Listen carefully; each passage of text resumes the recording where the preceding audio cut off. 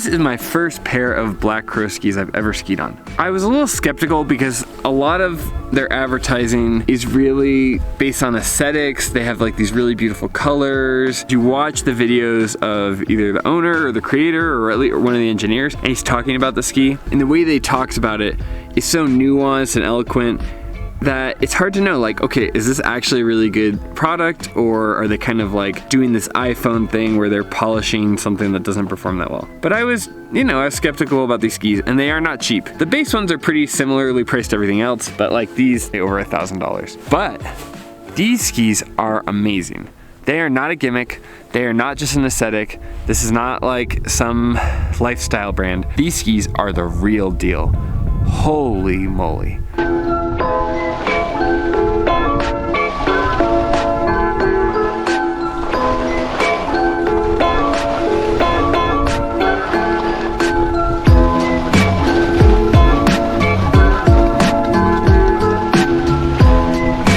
Let's talk about the good and we'll talk about the bad too. Where to start? First off, they're very light. They feel really good in the bumps. So like you lift up your foot for those bumps, and it honestly caught me off guard the first bump because it's so easy to get them up. When you go off trail, it doesn't feel sluggish to go turn to turn. Even though these are 110 underfoot, you do not feel that beefy width.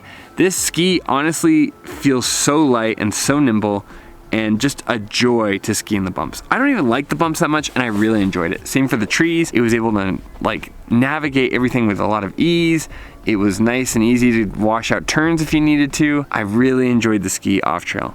I didn't have like fresh powder, and I still had a blast. I really felt like when it's in its element, it totally thrives. It totally performs the way it's supposed to. It gives you those clean turns.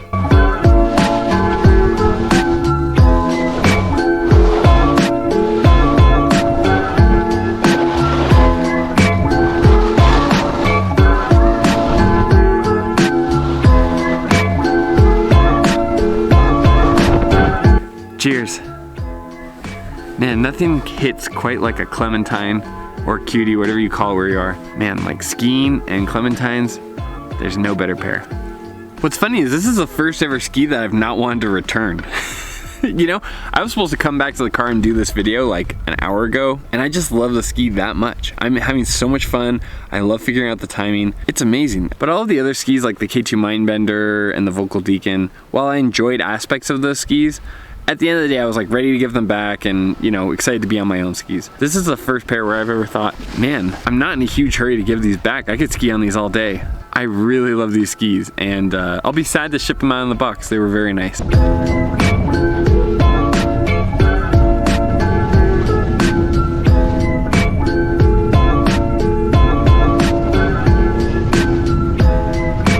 All right, finally, let's talk about the carving. These skis carve phenomenally. I'm so surprised by how well they ski based on the width and how light they are. When you feel them kind of just getting to the snow, or, you know, when you're on the chairlift, I was a little skeptical because they're so light. I thought, oh, you know, these aren't gonna be able to load the turn all the way, or I'm gonna have to wash out turns in them. You know, they're really not meant for carving. And boy, was I wrong. These skis carve well. They feel so stable for how light they are. I talk about Salomon being one of the most ingenuitive, but I think from like a material standpoint, this might be the most groundbreaking ski I've ever felt. Just because it's so light, but it creates such a good platform to build pressure on, and such a stable platform, it feels so good. While carving and while having the ski fully loaded, I did not feel any delays in the carve. As far as initiating the turn, everything felt great. It's a very gradual flex. I can get those to start the turn before the fall line. These ones need to be massaged a little bit more into the turn. But you know, that's for carving. These, they're not designed for that, and they do a darn good job carving.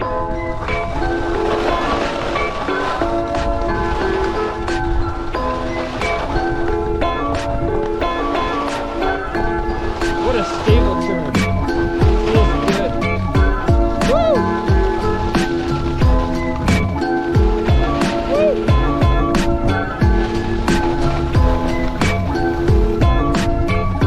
Yeah!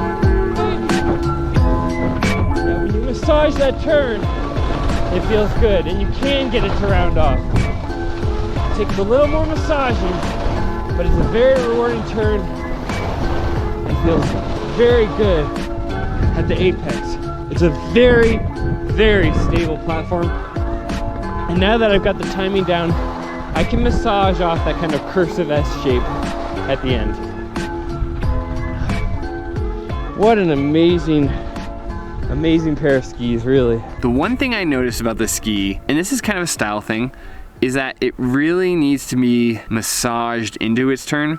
And this is kind of the one downside I noticed with this ski. If you get into a narrow corridor, similar to the Salomon QST actually, if you get into a narrow corridor and you can't have like the full pressure on the ski to initiate the turn, it doesn't make a clean carve. Like if I'm on the fall line in my Atomic Maverick 88, and I know I'm comparing an 88 to a 110 width-wise, which isn't fair, but just bear with me. When I get into the fall line of the ski, it needs more time to kind of hook into the turn. If you get into a narrow area where you can't kind of build up pressure and massage the flex into the turn, it doesn't make a clean turn. But that being said, that's not really what the ski's designed for, is it, right? Like this ski is a 110 width, it's meant to go in the powder, it's meant to go in the trees, and there it thrives. And the fact that whoever designed this ski had the thought and care to create a gradual pressuring ski that feels clean and smooth is just amazing. It carves as well as many of the best skis. It's not quite at that level of like an Atomic Maverick, it's not quite at the level of like a Stokely, it's certainly not at the level even of like a Salomon QST, but that's not its primary goal. It's meant to go off trail, in the woods, in the powder, and I would say that when you do get a clean turn, when you do have time to massage it, it skis as well as any of those other skis. The turn initiation can take a little bit because you've got that width and because it needs time to kind of warm up, but the turn that you get in return is more rewarding than most other skis I've tried. This is an amazing ski. Now, when you do get it massaged in, when you do build that pressure, it's the most clean and gradual arc I've felt in a while. It's not quite at the level of a Maverick, it's not quite at the level of like a Fisher Ranger, but those skis are so much narrower than this ski. The material and the consistency and just the way you feel the flex is very smooth and very gradual. And then, you know, like carving for most skis this width is just kind of like an afterthought. Somebody put a lot of care into these skis.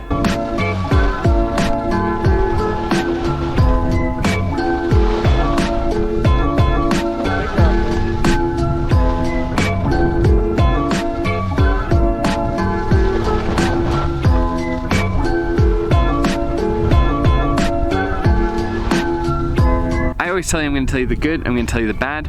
The bad is that if you don't have time to massage your turns on a 181 and a 110 underfoot, that should be the case for any ski like that. But if you don't have time to massage your turns, they don't always feel the cleanest. But assuming that you get some time, that you load the ski, that is a very stable platform, especially for the weight.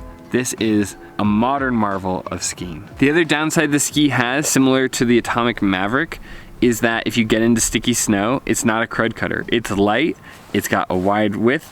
If you get hung up, I got hung up in some like wet, warmer snow, and I definitely got hung up quick. So keep that in mind, you know, if you are going into warm spring conditions with the ski, make sure you have your waxing kind of dialed in. Otherwise, that wide shovel will grab you. But that's like almost every other ski. But I'm gonna be honest with you.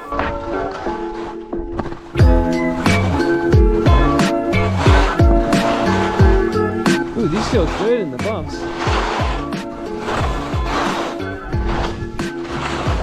Wow. It's so easy to get up and over these little rolls. For how light these skis are, somebody really fine-tuned the flex on them. Like just how smoothly they flex. Like dude, somebody really took the time to really design these in a way that cares about her. Now, it's not something I would, want to run on a GS course. It needs massaging. But when you get it there, the performance on these is awesome. And it's not even like their main job. I mean, these feel like an off-road vehicle. Just with like how clean they are to get up and over bumps, how quiet they feel. in the bumps, because it's not taking you a lot of energy to get your feet up out of there, it really feels good on those little bumps. I keep needing to go in and like shoot video, but man, I just want to ski on these all day. Woo! I like these skis. When you go in the bumps, it's so light that lifting up your foot to kind of like keep your body level is so much easier than almost any other ski I've been on. The consistency of the flex as the ski kind of changes shape while you load up your boot is so smooth and so consistent. I've never felt anything like it. This ski is amazing. I give it a 9 out of 10. I think that it does have a couple of small drawbacks that keep it from being perfect. The carving is not perfect. It's somewhere in like the 8.5 score for carving. For off trail, it's like probably as close to a 10 as anything I've ever experienced. This ski is really, really amazing. So overall, I feel confident giving this ski a 9 out of 10. You gotta see it to believe it. The material, the smoothness, this ski is the real deal. It's not just an aesthetic brand. Whoever designed this ski really took a lot of care with the flex and the material. This ski is absolutely amazing. I would not hesitate to recommend this for a powder ski to people. And especially if you care about carving and you care about how your ski feels, you care about the gradual kind of change in shape, you're gonna really enjoy this ski. I would recommend it to people in Utah and Idaho, certainly, like on a good powder day. Maybe like only if you're using it for backcountry on the East Coast, Pacific Northwest on a good day. But I really would not recommend it if you have wet, kind of sloppy snow. That's kind of this ski's kryptonite. But if you're in Utah and you're looking for a backcountry powder ski, or you're in Idaho and you're just looking for, yeah, like a powder ski or something you can take in the trees, this ski is really amazing. It's really, if you're willing to learn its timing, learn its nuance, is a very rewarding ski.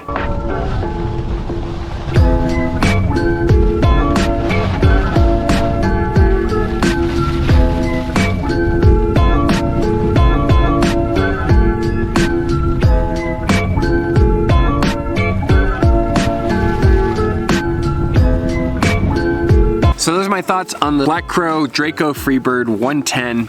Big shout out to Black Crow. Thank you for sending me these. These were a pleasure to ski on. I know I kind of grumbled and was annoyed about getting a separate pair of boots, but it was 100% worth it. I absolutely loved skiing on these today. Now I'm gonna go take a few more runs on these while I still have them.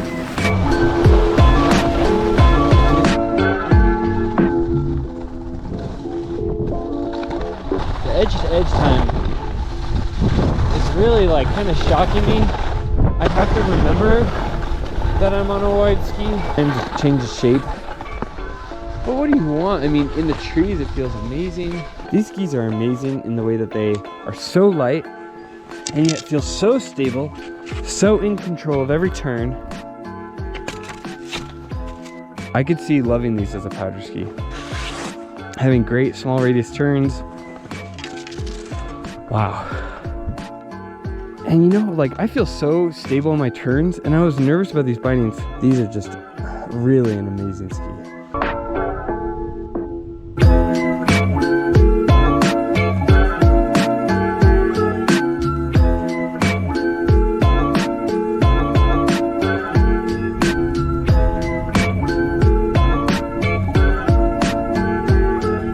All right, so I just got done skiing. I wanted to give you guys my like raw first impression. This is what it feels like on my feet. Sometimes I found that if I like see too much marketing or if I look at the details too much, my brain will start looking for things. So I want to give you guys my honest impression of how the ski felt, just like sight unseen. This is what it feels like on the snow. And now we're gonna talk about the stats. We're gonna talk about construction. We're gonna talk about what went into the skis and you know how that kind of correlates with what happened earlier. But everything you saw on snow, that was completely blind. Never skied on them. They were sent to me by accident. It was completely blind and I still love them. So now let's talk about construction. What makes them tick? How are they built? What's kind of going into what I felt on the snow? These Black Crows, they are 110 underfoot width. The length I got was a 181. You have kind of a classic camber design here, with a little bit more rocker in the tail. That's giving you some of that extra maneuverability off trail. And then a pretty gradual rocker design. You can see here on the tip, you've got this notch. This is for putting in your skins for backcountry skiing. You can kind of see there, it's got that Black Crow symbol. You can also see if you get the light really on it and you put it at an angle, you've got that same graphic in the top sheet, which isn't really crucial to how the ski skis, but a nice touch on a high-end ski. As far as what the ski's made out of, it's made out of a paulownia, which is like a very light, fine-grained wood, which means it's got a lot of dexterity. It's keeping that weight way, way down. Interesting. I had to Google what paulownia is. It's also got poplar and fiberglass. So what I would guess is that you've got fiberglass in the top sheet, probably got the poplar underfoot, and then you're gravitating more towards the paulownia as you get to the tip and tails. I haven't been able to find anything online, but that would be my guess just from how the ski feels. As far as like consistency with texture, it feels very gradual with its stiffness as you go down the line. Same for the back and the tail. They've got that little bit of notch there for the skin as well. I'm not a big backcountry guy for a few reasons. One being that I think it's dangerous. You have to have the proper training and I don't. You also have to have like big amounts of time. I typically don't have more than like 3, 4, or 5 hours all at once. I prefer staying at the resort. I've, snowshoed when the mountain's closed, and I do like that kind of thing. But just so you know, I'm just kind of giving you the facts. I'm not a big backcountry skier. The weight varies by size. It could be around 18 to 1900 grams without the bindings. My 180 size here comes in closer to the 1900 gram mark, but still like a very, very light ski.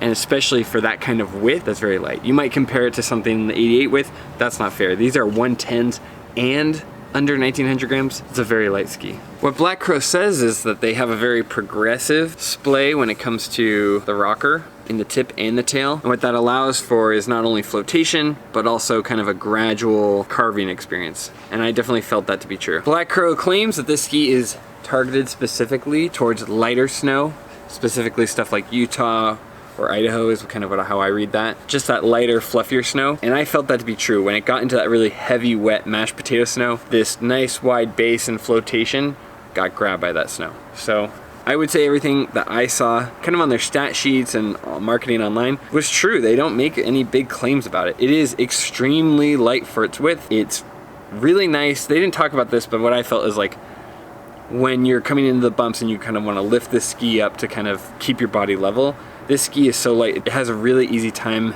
getting into position, getting where you want it. It's easy to move around. But what they've really done a nice job is keeping it stiffer in the midsection and then having it kind of softer towards the tip and the tail. And what that allows you to do is make those really beautiful gradual turns. As I said in my review earlier today, you do have to ease the ski into the turn. You need to like really build gradual pressure so that the ski's ready to catch and kind of arc all the way through. But once you master that timing, this is an extremely rewarding ski. I give it a 9 out of 10. So that is the Black Crow Draco Freebird. I was skeptical at first. These skis are not cheap, come in around $1,000 depending on when you buy them. They kind of read as a like backcountry powder ski, but I'm telling you, these skis carve well. These are so well designed. The gradualness of the turn, the way that it feels light but really stable in the middle underfoot. This is an amazing ski. It carves really well. Whoever designed this ski, they took a lot of care in making sure that it carved well and had a really fine-tuned carving experience, specifically in the material. That's where I feel like a lot of the focus and passion was kind of poured into these skis, because the way that it gradually flexes and is so fine-tuned in how it changes its shape, that's where the ski really shines. It also does amazing in the woods. I didn't get it on camera because I was trying to be careful. Maybe I didn't want to incriminate myself. But I took these in the powder and they floated really well on the good powder, which was very hard to find today, and some of the bad powder. These are easily a 9 out of 10. These were a real privilege to ski on. It's the first time I've ever just wanted to spend extra time on a ski like this because I enjoyed testing it so much. It has downsides, because it's light, because it's more backcountry oriented. You can get hung up on some of that thicker snow. And if you get into a narrow, steep passage and you can't kind of give the ski time to warm up into the turn, it won't catch and feel smooth. But once you do that, if you preload the ski and carve on it, it is beautiful. The way that this ski flexes is really, I don't know what other word to use besides just stunning. It's a stunning, gradual, smooth feeling when you load up the pressure on the ski and get it to carve. Black Crow, I know you sent these on accident, but you really outdid yourself with the ski. If I was looking for a ski to primarily go in the woods, and I was also interested in skinning and looking at doing backcountry skiing, this ski would be on top of my list. If you get a chance, these are wonderful. That's my review. I'm normally a little bit more negative, but these skis really were well designed and someone put a lot of thought into the material used in this ski. So anyway, if you like this content, please consider liking and subscribing. It helps my channel out a lot. But more than anything, just thank you for watching. And a big thank you to Black Crow. I was kind of grumbling when I had to go and buy a second pair of boots, but it was well worth it to try these skis. As always, I'll see you in the next one. See ya.